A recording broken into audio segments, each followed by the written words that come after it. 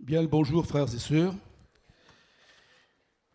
Je voudrais tout d'abord, avant d'ouvrir la parole de Dieu, remercier notre frère Samy qui me permet ce matin de pouvoir m'adresser à notre peuple parce que Dieu m'a donné un message sur mon cœur et j'ai le devoir ce matin de vous le transmettre. Aussi, avant que nous commencions, j'ai une petite annonce à faire pour les frères et sœurs qui doivent nous accompagner en Israël en novembre. Merci de venir régler votre voyage ici, que ça se termine, qu'on soit débarrassé, qu'on puisse donner l'argent aux agences et qu'on soit soulagé de ce fardeau. Merci. Maintenant, s'il y a d'autres frères qui veulent se joindre à ce voyage de rêve, je crois qu'il doit nous rester quelques 10 places. Si vous voulez y participer, ça sera magnifique. Nous avons l'intention cette année au mois de novembre de faire un séminaire à Jérusalem. Donc, si vos moyens vous le permettent, venez vous inscrire auprès de Jérémie et de Sani pour ce voyage. Alors, cette convention est, comme vous le savez, frères et sœurs, la dernière de l'année 2017, parce que dans quelques semaines, la plupart d'entre vous vont rejoindre les quartiers d'hiver pour passer cette période sombre de l'hiver qui est difficile. Aussi, profitons de cette dernière semaine qu'il nous reste afin de mettre en ordre notre vie spirituelle. La mission Vie et Lumière est née au milieu du XXe siècle, comme vous le savez. Ces nouveaux chrétiens qui s'étaient convertis il y a de cela maintenant plus de 60 ans avaient subi pour la plupart la pire des persécutions puisque c'était tout d'abord la guerre mondiale et de plus des milliers parmi nous avaient été massacrés dans les camps de la mort par les nazis. Ce qui fait que ces nouveaux convertis qui venaient de donner leur vie au Seigneur, c'était en fait les rescapés d'Auschwitz, Dachau, Ravensbrück, Montreuil-Bellay et bien d'autres encore. Ils ont été, parce que je les ai connus, j'ai connu le réveil, j'ai eu ce privilège, c'était des chrétiens exemplaires. Et depuis, une nouvelle génération de chrétiens est née. Et beaucoup parmi cette génération n'ont pas la qualité spirituelle qu'avaient leurs aînés dans la foi. Je me souviens avoir lu quelque part que Israël avait également connu ce déclin. En sortant le monde de l'Égypte, Moïse avait conduit son peuple pendant 40 longues années dans le désert. C'était des chrétiens qui étaient affermis, puis une nouvelle génération était née et cette génération, malheureusement, ne donnait pas la satisfaction voulue. C'était une nouvelle génération. La plupart d'entre eux n'avaient même pas été circoncis, ce qui veut dire que les commandements de Dieu, c'était le cadet de leurs soucis. Ce qui veut dire que tous ces hommes, toutes ces femmes nés après ces 40 années dans le désert, cette nouvelle génération qui venait de prendre vie se considérait un peu comme les petits-fils de Dieu. Or, l'Écriture sainte nous dit que Dieu n'a pas de petits-fils. Dieu a des fils et des filles. Et on n'est pas chrétien parce que papa est chrétien. On n'est pas chrétien parce que maman est convertie. On n'est pas non plus chrétien parce que papa est prédicateur. On est chrétien quand on a fait une réelle expérience avec celui qui change et bouleverse nos vies. Nous avons dans notre mission, malheureusement, vous le savez, frères et sœurs, un certain nombre de rétrogrades. Des fils de chrétiens qui n'ont pas fait l'expérience de leur père. Aussi, ce que je souhaiterais du fond de mon âme ce matin, c'est qu'avant de partir de cette convention, que nous ayons fait le bon choix. Il y a donc un choix à faire. Celui de respecter l'engagement que vous avez fait quand vous êtes descendu dans les eaux du baptême. Si j'ai bonne mémoire, le pasteur vous a dit, tu acceptes de le suivre dans les bons et les mauvais jours. C'est un peu la formule traditionnelle. Et vous avez répondu oui. On veut bien suivre Jésus-Christ dans les bons jours. Mais quand viennent les mauvais, là, c'est beaucoup plus difficile. C'est pourquoi que le message de ce matin sera basé justement sur le choix qu'on doit faire.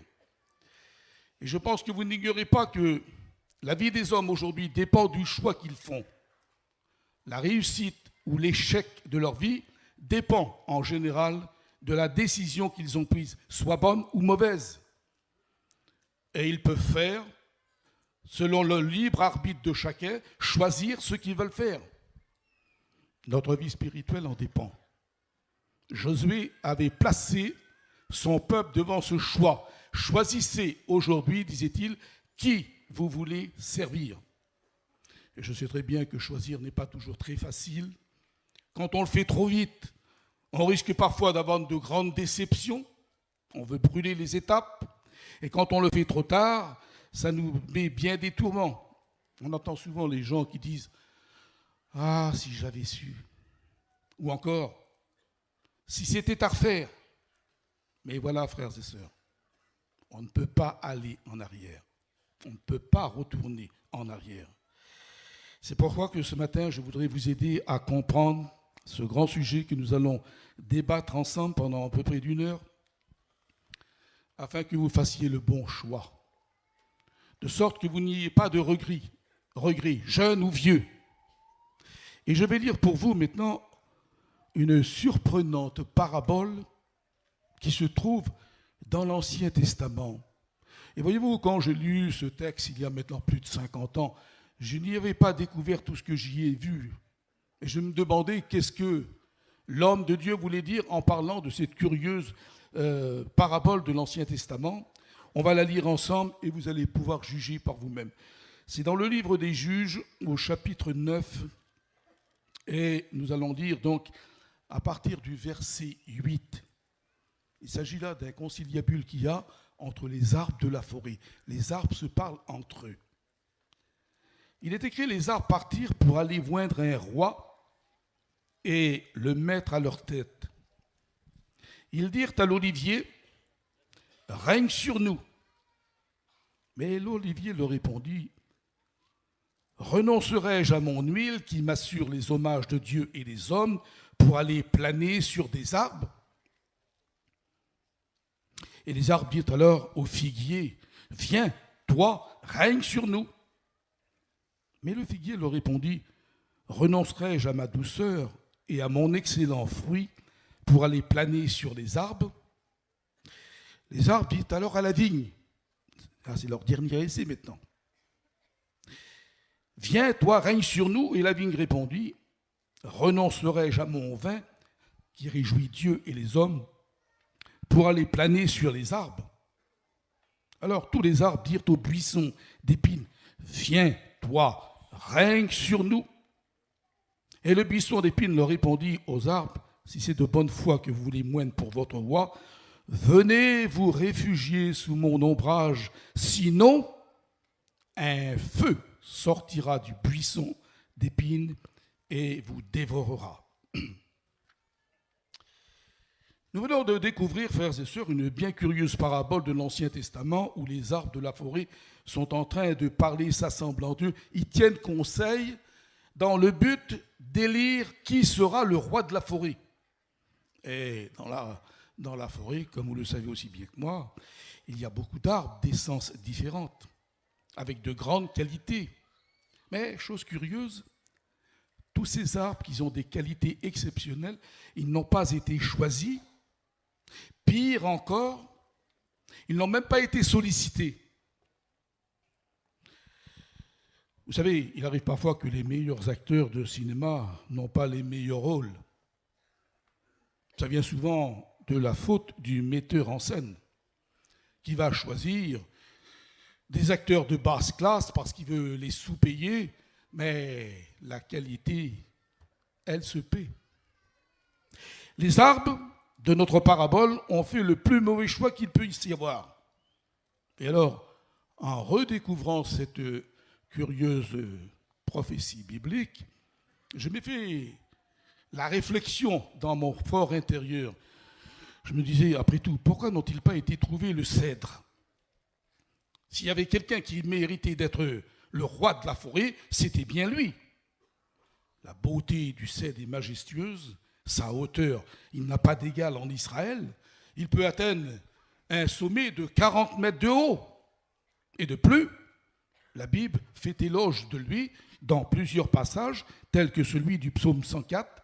Les cèdres du Liban, dit Dieu, le Seigneur les a plantés pour que les oiseaux du ciel y fassent leur nid. C'est magnifique. Qu'est-ce qu'il y a d'autre encore? Ah oui, les branches du cèdre trempées dans les sangs de l'agneau servaient à la purification des maisons qui avaient été lépreuses. Quoi encore? Le psaume 148 est éblouissant. Les cèdres du Liban, ils louent Dieu par leur grandeur et leur majesté.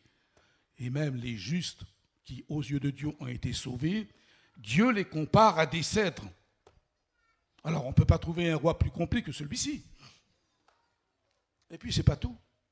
Le roi David avait pris ces branches de ces planches pour en faire son palais royal. Le temple de l'Éternel était également fait avec le bois du cèdre. Alors, on serait tenté de dire, eh bien, le roi, le v'là. Eh bien non, les arbres ne lui ont pas demandé, les arbres n'ont pas sollicité celui qui aurait pu être à leur tête. Alors j'ai dit là, ils ont fait déjà une première erreur. Alors j'ai recherché dans la Bible les différents essences qui auraient pu être les fameux rois de la forêt, et puis j'en ai trouvé un qui s'appelle le gopher.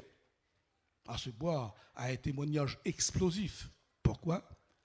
Parce que c'est avec ce bois-là que Noé a construit l'arche, qu'il a sauvé Noé, sa famille, qu'il a sauvé également tous les animaux. Un bois qui est très dur, résineux, et qu'il a un témoignage qui, aujourd'hui, après des millénaires d'événements, on en parle toujours de la fameuse arche de Noé. Mais là aussi, l'échec, le gopher n'est pas choisi. Allez comprendre le choix des gens. Ensuite, il nous est parlé dans la Bible à plusieurs reprises d'un autre bois qui s'appelle l'acacia, très résistant, léger, fort, et qui n'a rien de comparable avec les acacias que nous avons ici en France, parce qu'ici, ils sont lourds, ils sont durs et ils sont pleins d'épines, alors que ceux d'Israël ne le sont pas. Et ce bois avait été choisi pour faire l'arche de l'Éternel, qui, à l'intérieur de cette arche, qui était ensuite recouverte d'or, contenait les 10 commandements. Il y avait également un vase de la manne, un vase d'or rempli de la manne, qui s'était conservé pendant des décennies. Il y avait également la canne d'Aaron, qui avait refleuri avec des amandes et des fruits. Et qu'est-ce qu'il y avait encore? Les livres sacrés qui étaient à l'intérieur de l'arche. Alors, ne cherchons plus, on va dire. Le roi, c'est l'acacia. Et c'est de nouveau l'échec. Alors j'étais un peu déçu dans ma recherche. Je faisais une petite enquête. J'ai dit, Seigneur, les arbres les principaux qui sont ici nommés, dont toi-même en rends témoignage en les choisissant, eux, les arbres, ils n'en veulent pas. Alors quels sont les autres arbres célèbres qu'il peut y avoir dans la Bible? Alors il y en avait un qu'on se servait à la rentrée de l'hiver, c'était le myrte. Et ces branches servaient à faire des cabanes où les Juifs devaient y dormir en mémoire de ce qui s'était passé à l'époque de Jacob, quand il avait fui son frère. Il s'avait fait une petite cabane avec des branches. Et chaque année, pour cette fête pas tout à fait particulière, alors on coupait de ces branches et on se faisait une cabane. C'est ce qu'on a appelé la fête des cabanes, si vous voulez. Ou la fête des tabernacles. C'est la même chose. Mais là encore, le myrte refusé. C'est pas possible. Mais ils sont fous, les arbres. Tous ceux qui peuvent les conduire avec l'approbation de Dieu, on ne les consulte même pas. Alors, on nous reste une grande célébrité, donc on va faire le détail maintenant, rapidement. C'est le palmier. Le palmier, celui-là, a des qualités tout à fait exceptionnelles, déjà dans ses mensurations, puisqu'il va de 14 à 21 mètres. Le chiffre parfait du chiffre 7 qui est là. Mais on serait tenté de dire, oh là, mais alors ça commence bien pour lui. De plus, le palmier produit des fruits en abondance qu'on appelle des dattes. Vous savez, quand vous verrez marqué dans l'Ancien Testament le pays où coule le lait et le miel, Le miel en question, il ne s'agit pas du miel des abeilles, mais du miel du dattier, parce que quand ces fruits viennent à maturité, elles coulent dans un jus qui représente effectivement du miel. Et comme la Palestine en était carrément couverte partout, c'était le pays où coule le lait et le miel. De plus, le palmier, son cœur est comestible. Son huile est riche. Ses feuilles, on en faisait des toits de maison. Et les Perses qui utilisaient beaucoup le palmier à l'époque biblique, ils lui ont attribué 360 usages différents, soit un par jour pour l'année. Et puis, vous remarquerez, je ne sais pas si vous êtes allé déjà dans des déserts, moi j'en ai fait plusieurs, même celui d'Afrique, où j'ai été en Égypte, au Soudan, et quand vous traversez ce désert du Soudan sous un climat exorbitant, vous voyez parfois un palmier au loin, et les gens disent, ça, c'est un oasis. Ça veut dire qu'il y a là de l'eau. Et le palmier est capable de vivre avec des chaleurs exceptionnelles. Et quand il y a ce qu'on appelle des tempêtes de sable, sous la violence des éléments de la nature, il ne se casse pas, mais il se courbe. Ah bien, on a toutes les qualités qu'il faut. Et de plus, il peut vivre jusqu'à 200 ans, mon Dieu. Alors avec toutes ces qualités, eh bien, voilà le nouveau roi. Roi, vive sa majesté, le palmier. Et non, non, non, et non, et mille fois non, les arbres ne vont pas chez lui. Mais qu'est-ce qu'il leur faut?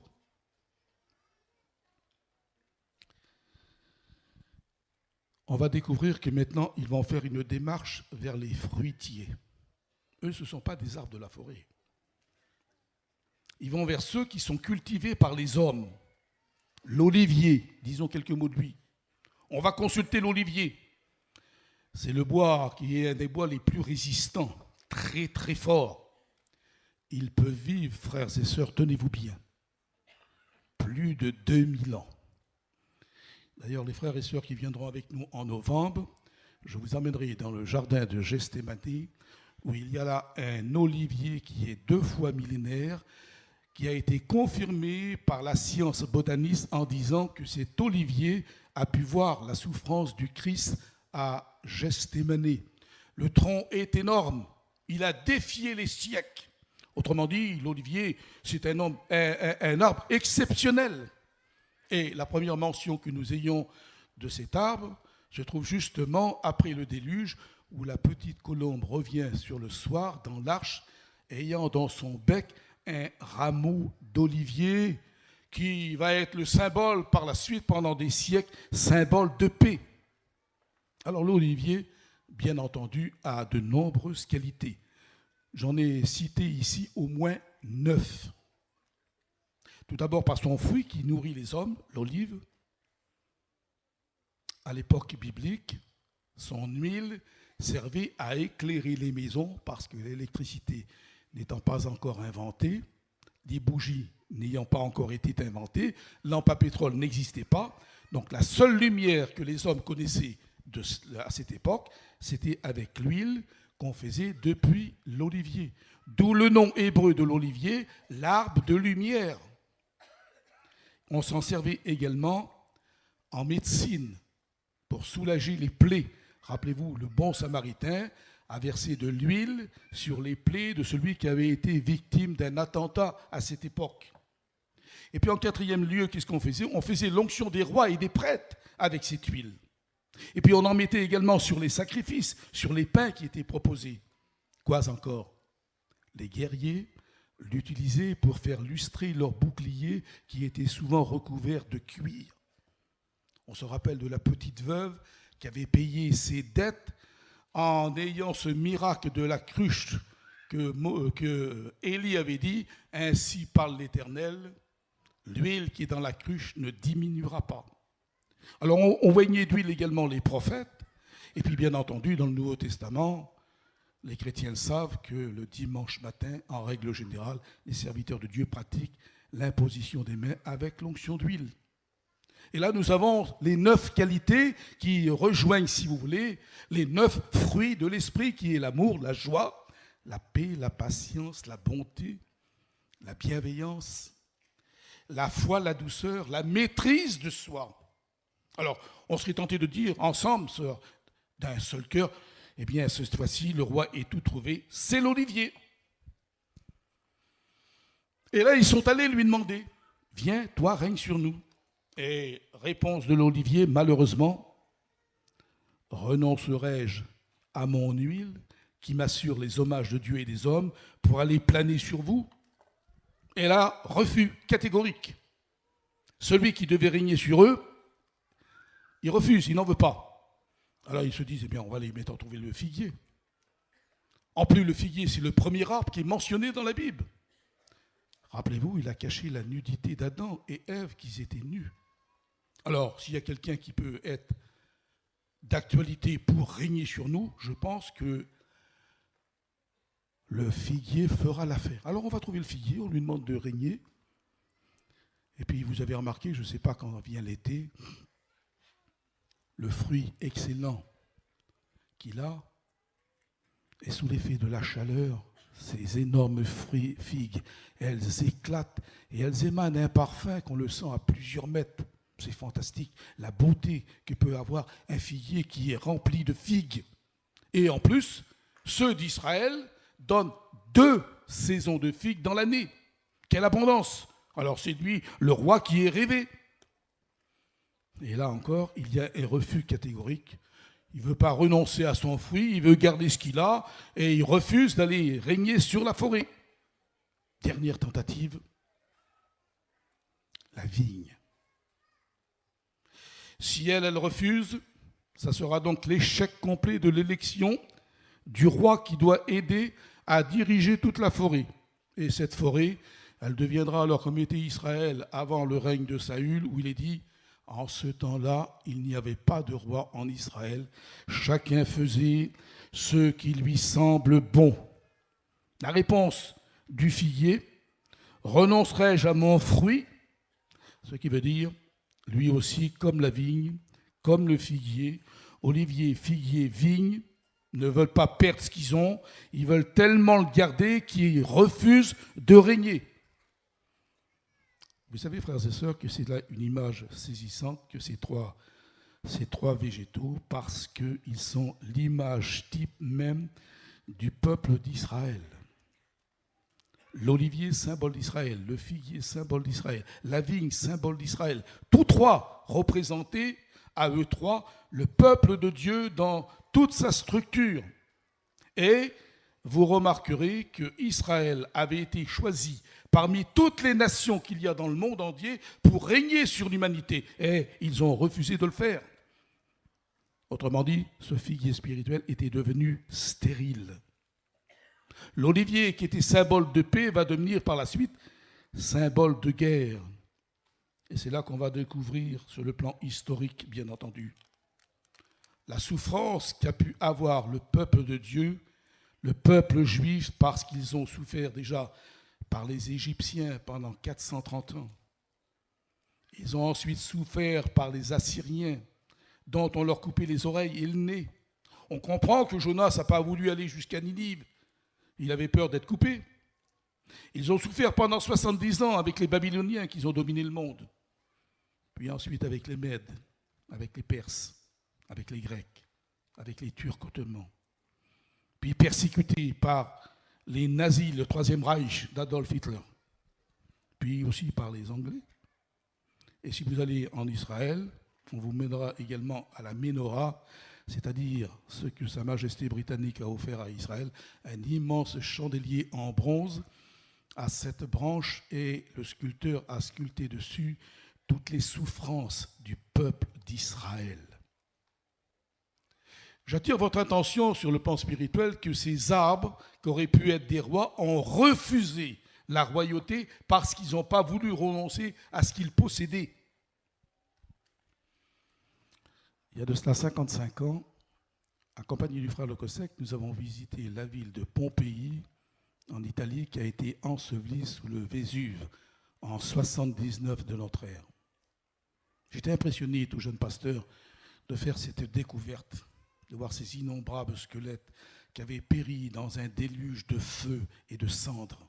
Et l'une des femmes qui était là, encore visible, et qui tenait dans ses os de ses mains tout un tas de bijoux, d'or, d'argent précieux et de pierres précieuses.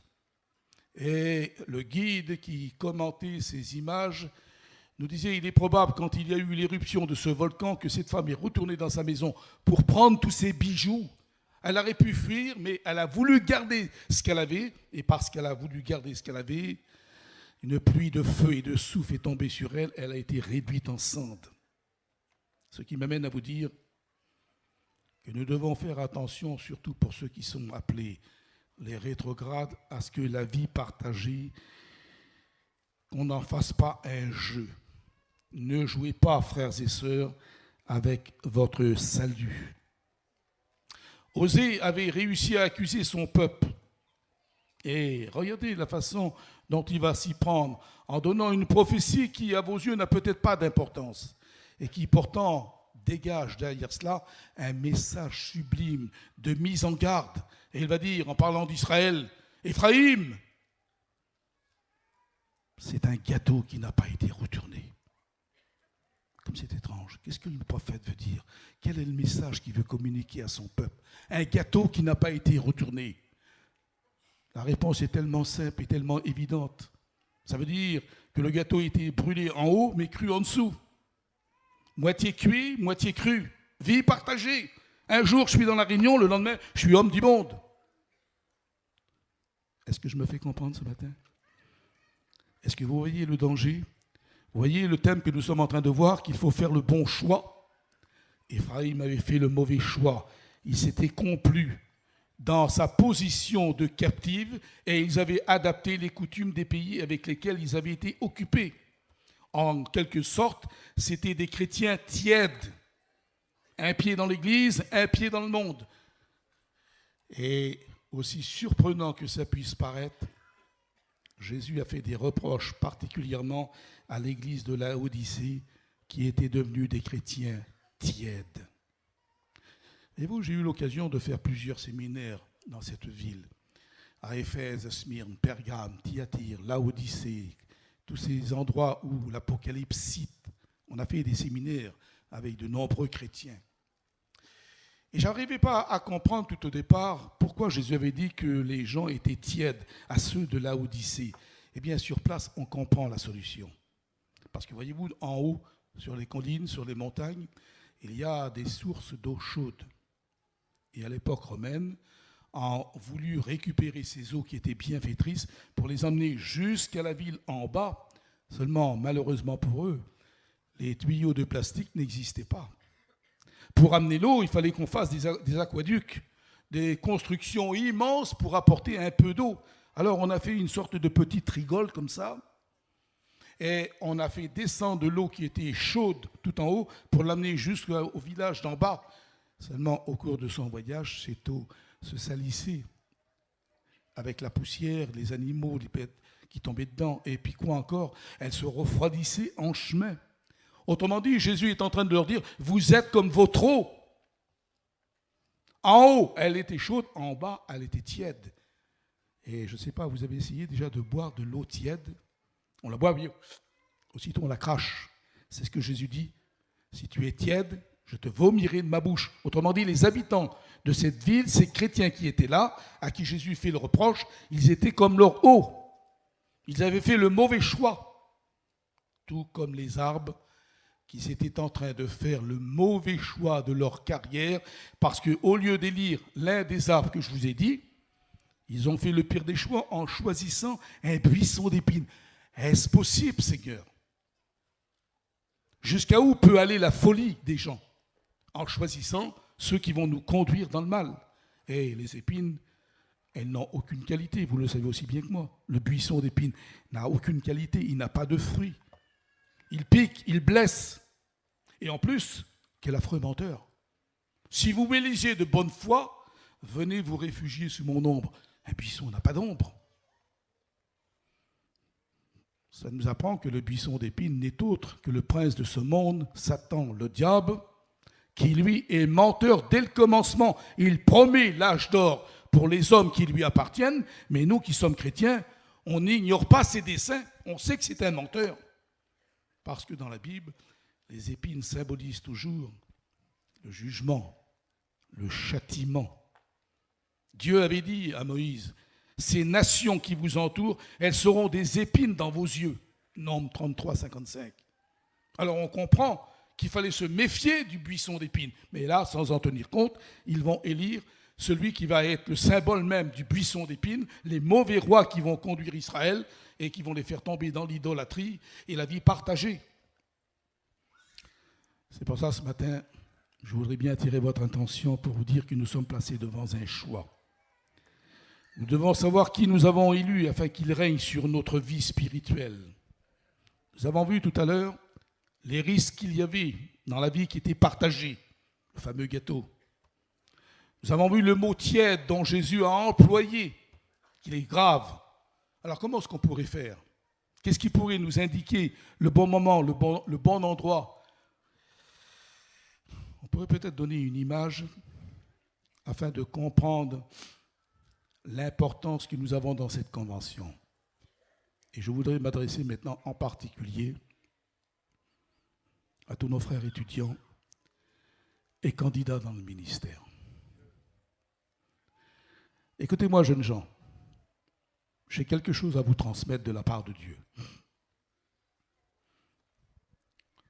On va supposer qu'il y a là une dame d'un certain âge qui est en train d'emprunter la route pour traverser une route à grande circulation, mais cette dame est sourde et cette dame est aveugle. Ce qui veut dire qu'il y a 3 façons de la sauver. Alors, vous allez venir vers elle, vous allez dire, madame, attention, vous êtes sur une mauvaise voie.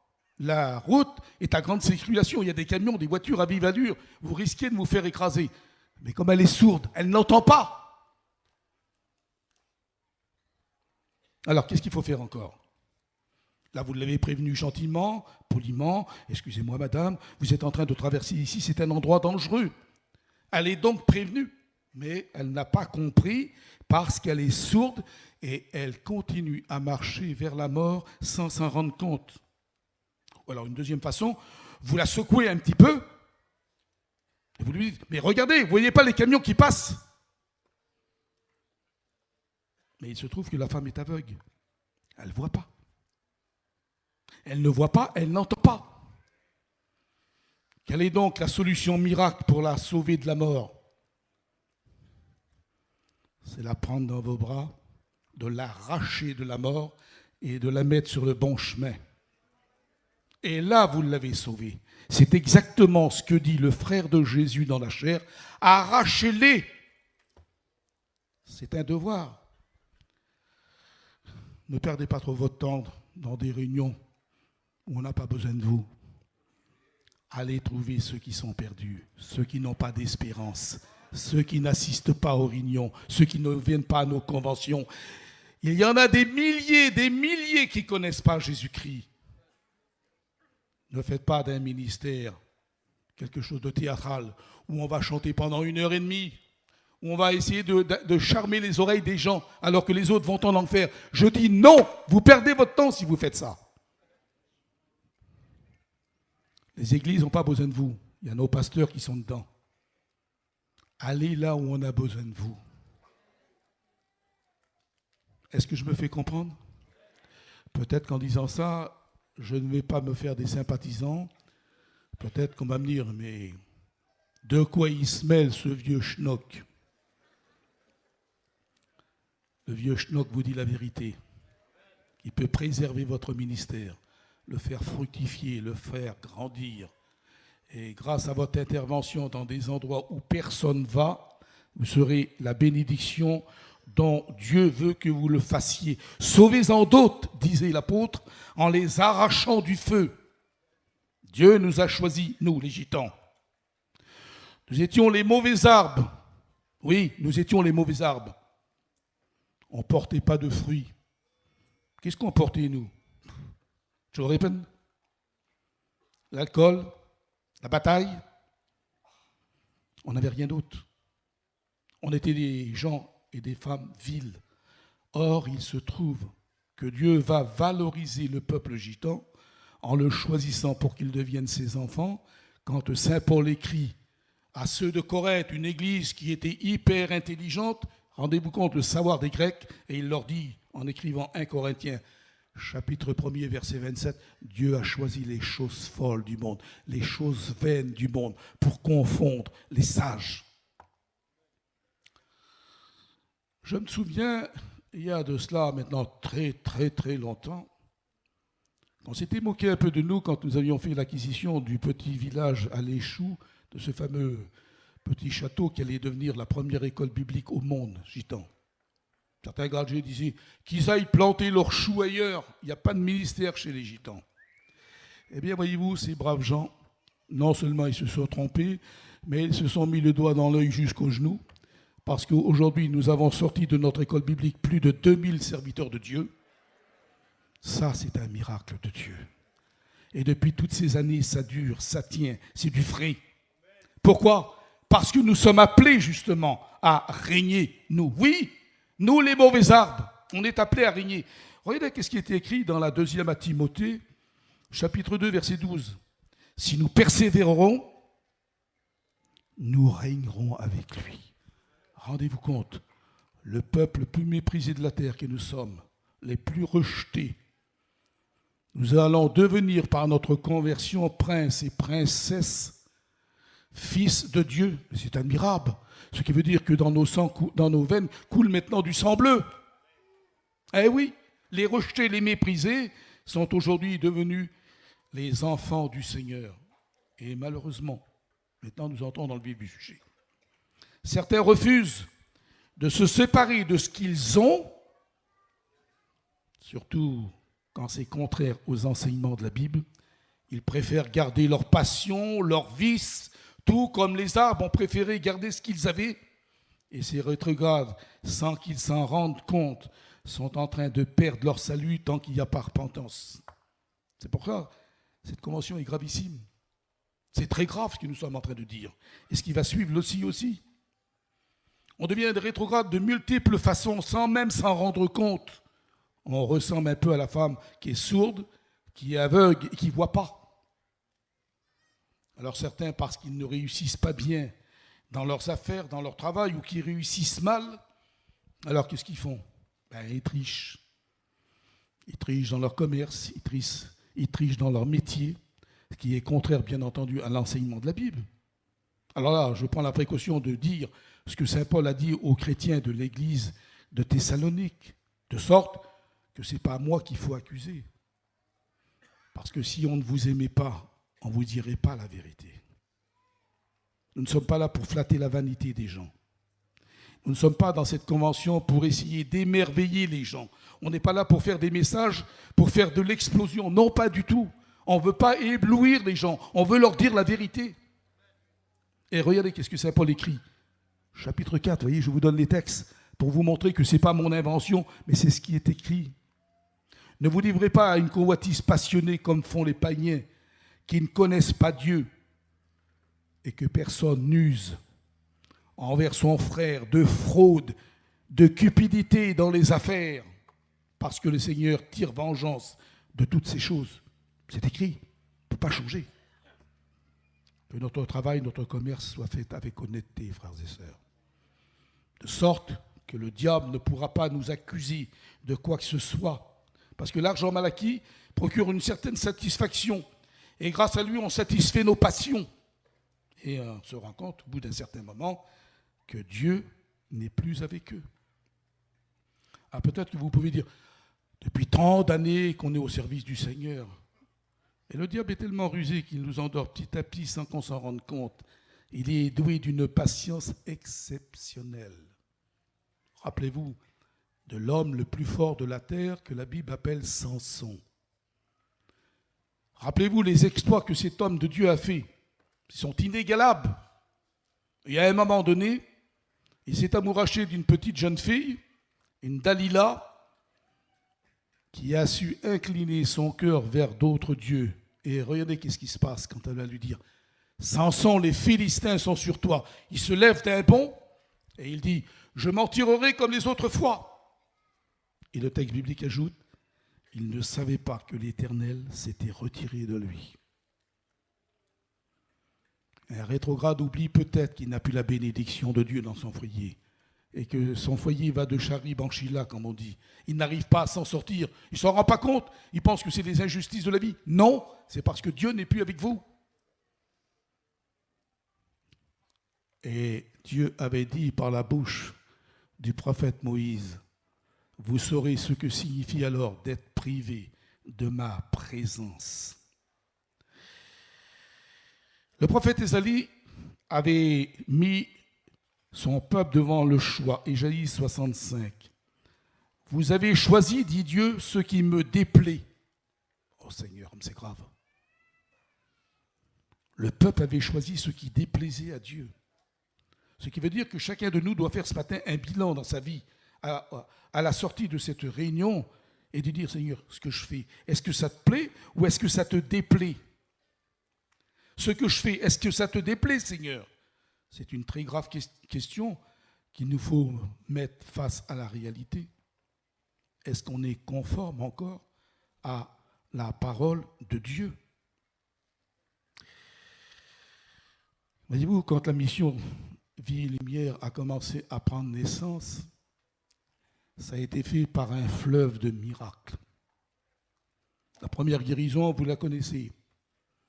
C'est celle qui a enflammé non seulement le département de la Normandie-Bretagne, mais qui s'est ensuite agglutiné à toute la France entière et aujourd'hui qu'il déborde nos frontières, mais qui, vous l'a dit tout à l'heure, nous sommes presque 60 missionnaires qui vont en terre étrangère dans beaucoup de pays dans le monde pour faire connaître ce message divin et cette promesse de Dieu qu'il guérirait les malades. Or, il s'avère aujourd'hui qu'on ne prêche presque plus la guérison divine. Et pourtant, la mission est née suite à des miracles innombrables qui comprend la guérison des cancéreux, des tuberculeux, jusqu'à la résurrection des morts. Oui, on a eu des morts qui sont ressuscités dans notre mission par l'intervention des serviteurs de Dieu. Je me souviens d'un moment tout à fait émouvant que j'ai vécu personnellement. J'étais dans la salle de cours en train d'expliquer à nos élèves qu'un jour, Mans avait prié pour un enfant qui était mort. Les parents l'avaient amené à l'hôpital et les médecins infirmières, quand ils ont sorti vers l'auto, ils ont dit « Mais c'est inutile, messieurs, dames, vous nous emmenez un bébé qui est mort. » Et j'étais en train d'expliquer ça quand Mans, à travers la voiture, est venu imposer les mains au bébé et le bébé a repris vie. Et pendant que j'étais en train d'expliquer ça, qu'il y avait un silence religieux dans l'auditoire, j'ai vu tout à fait au fond, le dernier de la classe, une main qui timidement s'est levée. J'ai dit, oui, qu'est-ce que tu veux, mon fils? Il dit, frère Tarzan, le bébé qui était mort, c'était moi. Dieu avait déjà prévu que cet enfant qui serait ressuscité serait un jour son serviteur au sein même de notre mission. Et on peut dire amen pour cela. La guérison divine fait partie du ministère de Christ. La guérison divine fait partie du ministère des apôtres. Alors, pourquoi que dans nos réunions, ça manque l'imposition des mains aux malades maintenant? Qu'est-ce qui nous est arrivé qu'on ne prie plus en imposant les mains aux malades? Est-ce que la faute en revient aux chrétiens? Non. Je me mets sur le banc des accusés. C'est nous, les serviteurs de Dieu, qu'on ne le fait plus. On fait une prière collective, c'est tellement plus simple, tellement plus rapide. Mais ce n'est pas ce que Jésus a dit. Alors j'entends quelqu'un qui va me dire là, et qui pense ça dans sa tête là. Oui, mais ça prend tellement de temps, mon frère. Ça prend beaucoup de temps. Moi, j'ai envie de vous dire, si on chantait un petit peu moins de cantiques et qu'on priait un petit peu plus davantage.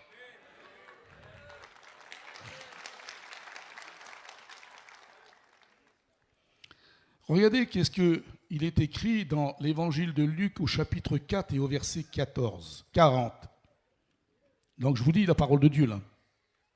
Après le coucher du soleil, tous ceux qui avaient des malades atteints de diverses maladies les amenèrent à Jésus.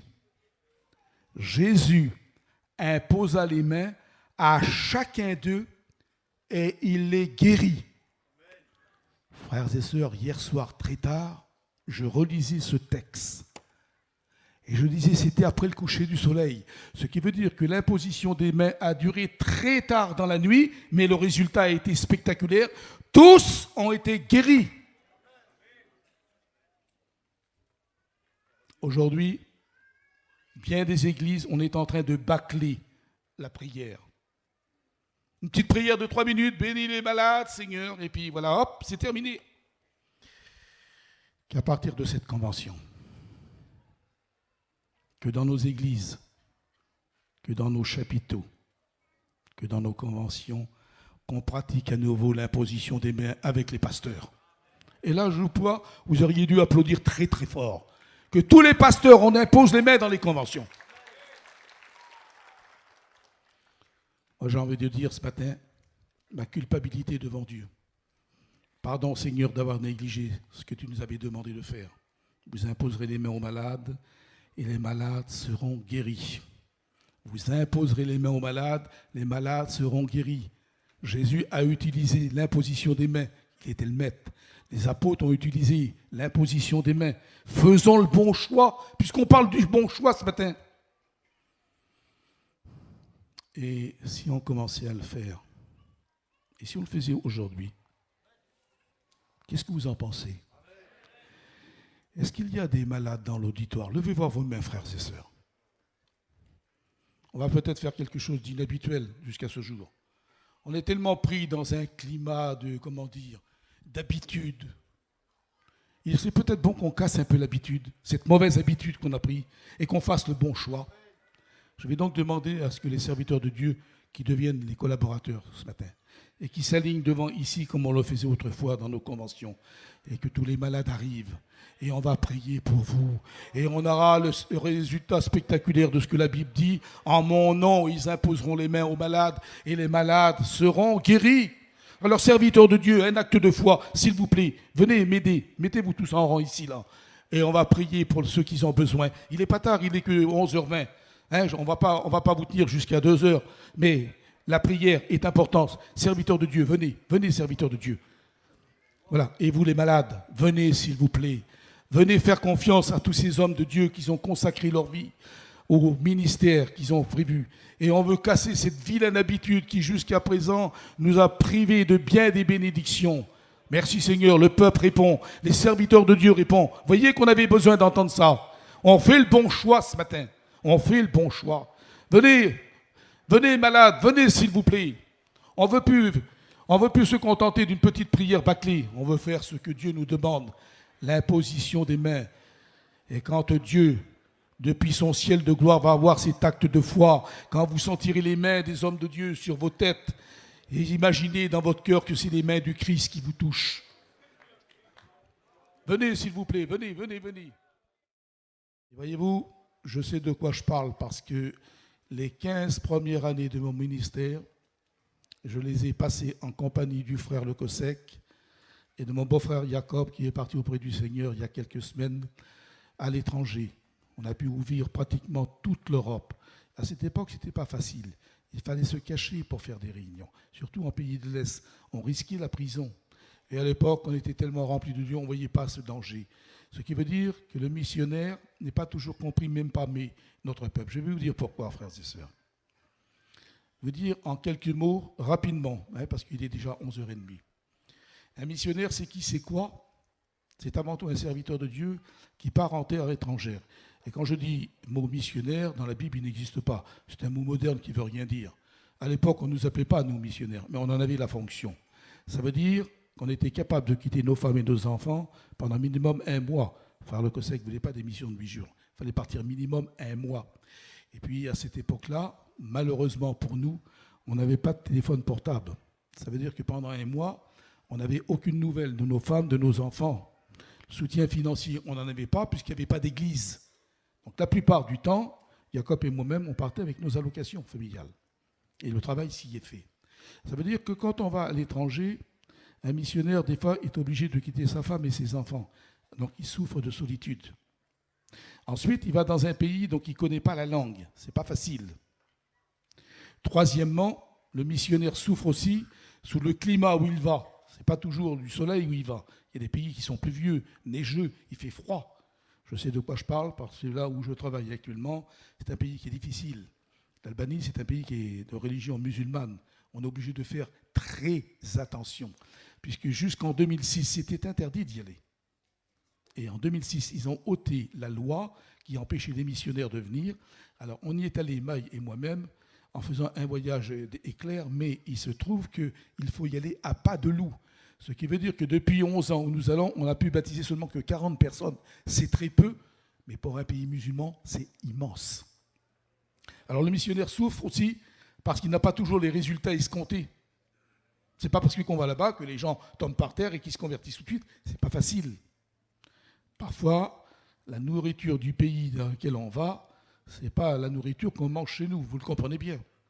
Et je peux le dire avec fierté aujourd'hui, avec toutes les années de recul que nous avons.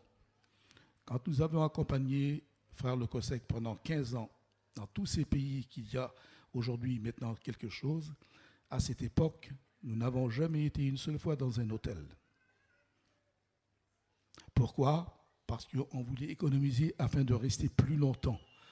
On dormait dans l'auto, les uns contre les autres.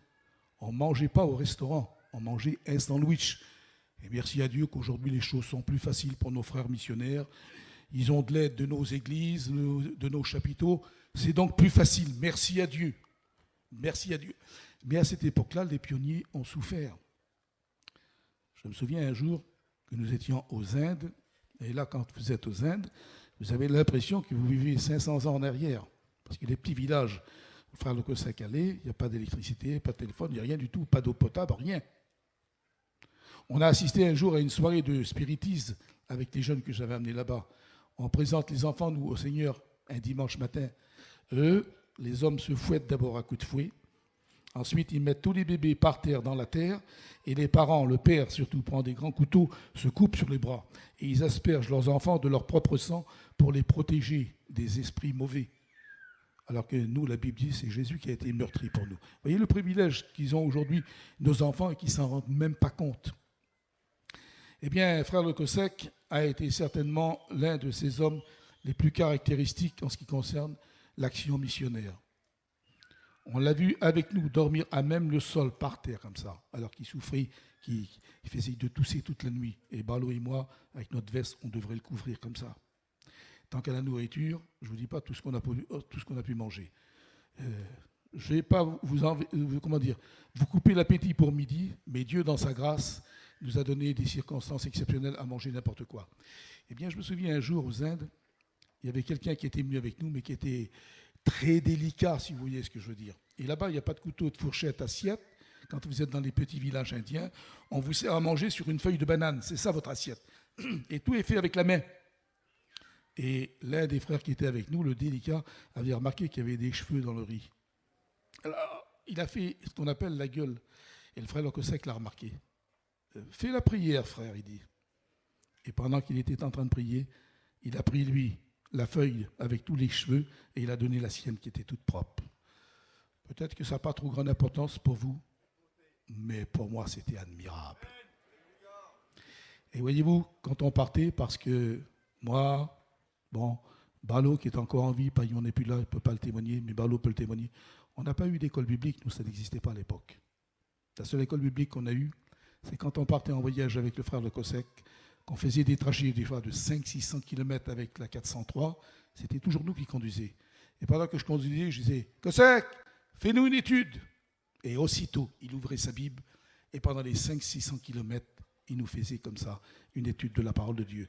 C'était une étude qui était difficile, une école difficile, mais Dieu est témoin devant le Seigneur qui est présent pour recommencer, Seigneur. Je saute tout de suite dans le néant. Parce qu'on a vu des choses exceptionnelles. Et je termine en vous disant ce témoignage que nous avons vécu. On revenait de Yougoslavie, on avait failli rentrer dans un trou, parce que l'autoroute était coupée, l'autopute qu'ils appelaient à l'époque. Nous sommes donc en 1962, c'était en mois de février, tombé de la neige. Et le Cossec, il dit, il faut qu'on se dépêche de rentrer vite, prendre le bateau à Brindisi pour aller jusque débarquer là-bas à Reggio, Calabre. Et il dit, quand nous serons là, nous allons manger un petit morceau sur la plage et je vous ferai l'étude du débarquement de Saint-Paul. Alors bien entendu, on n'attendait plus que ça arrive. Et quand on arrive, frère Le Cossec, je me souviens, il dit, Tarzan, tu vas aller acheter à manger Et pendant ça, Jacob et les autres vont ramasser du bois mort sur la plage. On va faire du feu, on va manger un petit morceau là, puis on fera l'étude après. Mais j'ai dit oui, Kosek. Alors avec Ramuncho, Garcia, qui était à peu près de mon âge, et Mamatsi, on était les 3 plus jeunes, on est allé acheter à manger. Et comme on était 7, on avait acheté 7 beefsteaks. Là, c'était la fête, c'était le retour. C'était la première fois qu'on mangeait un beefsteak, depuis 1 mois. Et quand j'arrive, Jacob avait allumé le feu, et puis on fait griller notre petit beefsteak, et puis le Kosek commence à nous expliquer le débarquement de Saint-Paul, ici sur la plage de Reggio Calabre. Alors on était pendu à ses lèvres, parce qu'il avait une façon d'expliquer, le Kosek, que vous étiez en train de voir la chose. Et puis, allez savoir comment. Écoutez, si un jour vous allez à Reggio, vous verrez là le miracle qui est grand. C'est une plage qui est immense. Ce n'est pas du sable, c'est des galets. Il n'y a pas un seul arbre, pas un seul buisson. De sorte, si quelqu'un vient, vous le voyez à venir à 3 km de vous. En plus, en marchant sur les galets, ça fait du bruit. Et quand le Kosek est en train de terminer son exposé, il y avait à côté de nous un monsieur d'une grandeur qui me dépassait comme ça, avec des cheveux tout gris, frères et sœurs, avec des yeux bleus dans sa tête comme j'ai jamais vu de toute ma vie. Il n'a pas dit un seul mot, ce monsieur, il a seulement pointé son doigt quand je lui ai donné à manger. Le Kosek, il dit sur moi, « Tarzan, il ne reste rien pour le monsieur là ?» Ben, j'ai dit, Kosek, je ne sais pas. Et puis j'ai regardé, et il y avait par terre un 8e beefsteak. Alors Dieu est témoin que Mamatsi et Ramucho, qui sont encore en vie, est témoin, on n'en avait acheté que 7. Il y en avait un 8e. Je lui ai fait rôtir en vitesse sur la flamme, je lui ai donné, et quand il a pris le morceau de pain, il a fait sur moi.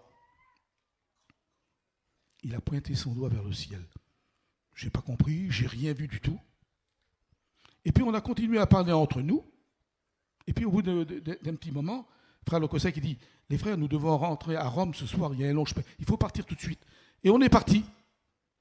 Et au bout d'un quart d'heure, 20 minutes qu'on était en train de rouler sur la route, c'est le frère Le Kosek qui a eu le déclic.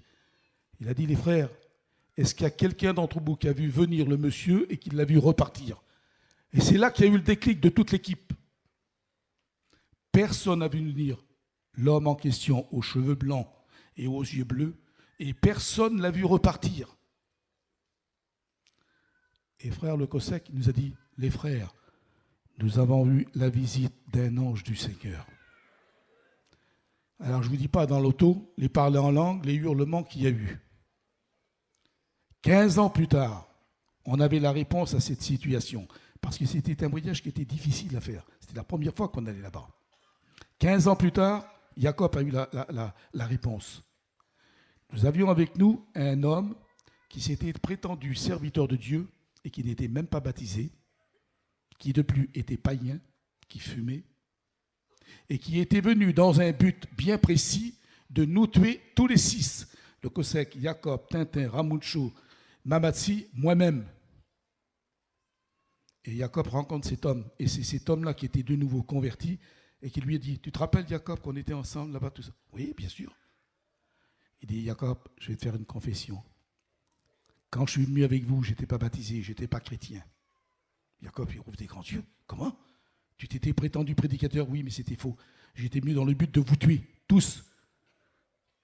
Et puis on conduisait chacun à notre tour.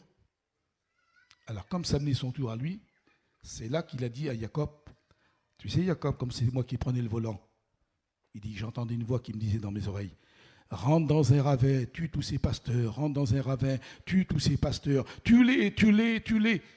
Et Jacob lui dit, alors pourquoi tu ne l'as pas fait? Il dit, Jacob, chaque fois que je voulais braquer pour rentrer dans le précipice, c'est comme des mains invisibles qui me tenaient. Je n'ai pas pu le faire. L'ange de l'Éternel campe autour de ceux qui le craignent et il les arrache au danger. On avait compris que l'ange était avec nous et qu'il nous avait protégés de la mort. Ça, c'est le Dieu des chrétiens. Les anges existent. C'est pour ça que nous avons fait le bon choix ce matin. Cette convention, ça va être la convention du renouveau. Ça va repartir, mes frères, hein, et on va bénir Dieu. Et puis vous qui avez été bénis pendant l'imposition des mains, n'ayez pas honte. Venez le dire aux serviteurs de Dieu. Ce matin-là, j'ai reçu l'imposition des mains et j'ai été guéri. Moi, je ne sais pas si vous êtes heureux, mais si je n'étais pas converti, je m'aurais converti dans la réunion, là, tellement c'est beau. Voilà, on va appeler maintenant Samy pour qu'il fasse les